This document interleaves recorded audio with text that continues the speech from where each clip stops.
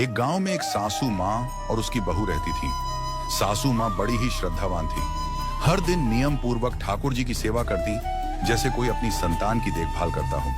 पर एक दिन शरद ऋतु की ठंडी सुबह में उन्हें शहर से बाहर जाना पड़ा। चलने से पहले उन्होंने सोचा, मैं ठाकुर जी को साथ तो ले जाऊं, लेकिन रास्ते में सेवा के सारे नियम कैसे निभा पाऊंगी। फिर उन्हें बहू का ध्यान आया, पर तुरंत ही चिंता की लहर दौड़ गई।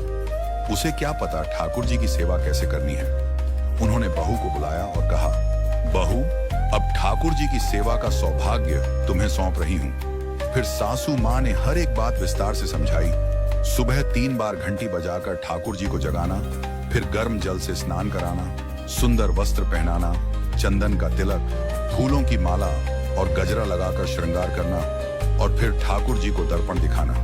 दर्पण में ठाकुर जी का हंसता हुआ मुख देखना, बाद में ठाकुर जी को राजभोग लगाना। बहू ने श्रद्धा से सब सीखा और सासू माँ से वादा किया, मैं सेवा में कोई कमी नहीं आने दूंगी माँ। इसके बाद सासू माँ चली गई।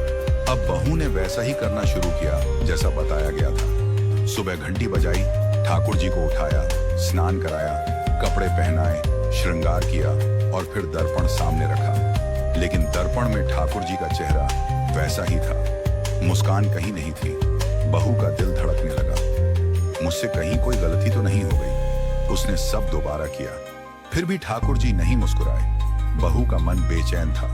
उसने फिर से ठाकुर जी को स्नान कराया, वस्त्र पहनाए, श्रृंगार किया और दर्पण सामने रखा। पर इस बार भी वही शांत चेहरा, मुस्कान अभी नहीं थी। शायद मुझसे फिर कुछ चूक हो गई, उसने सोचा, और फिर वह दोबारा सेवा में जुट गई। ठाकुर जी को फिर से स्नान कराया, फिर से वस्त्र, फिर से श्रृंगार, फिर से दर्पण। पर ठाकुर जी का मुख अब भी हंसता न दिखा। यह सिलसिला चलता रहा। छठी बार, 7वीं, 8वीं और 12वीं बार तक बहू ने ठाकुर जी को नहलाया। अब वह थक चुकी थी, पर उसका भाव डगमगाया नहीं। 13वीं बार उसने फिर से जल गर्म किया, वस्त्र निकाले, फूल सजाए।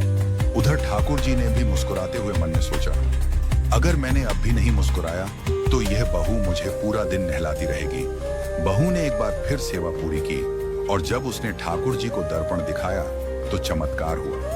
दर्पण में ठाकुर जी की मनमोहिनी मंद मंद मुस्कान दिखाई दी। उसने हाथ जोड़कर ठाकुर जी का धन्यवाद किया। आज मेरी सेवा स्वीकार हुई। अब यह रोज का नियम बन गया। हर दिन ठाकुर जी बहू को देखकर मुस्कुराते। कुछ समय बाद जब सासू माँ यात्रा से लौट आई, जैसे ही उन्होंने ठाकुर जी के दर्शन किए, बोली, प्रभु क्षमा करना, अगर मेरी बहू से आपकी सेवा में कोई त्रुटि रह गई हो तो अब मैं स्वयं सेवा करूंगी, पहले की तरह, पूरे नियम और भाव से। लेकिन तभी ठाकुर जी मुस्कुराए और उनके होठों से मधुर वाणी निकली, मैया, तुम्हारी सेवा में कोई कमी नहीं है, लेकिन अब दर्पण दिखाने की सेवा तो मैं तुम्हारी बहू से ही करवाऊंगा। कम से कम इस बहाने मैं रोज मुस्कुरा तो लेता हूँ।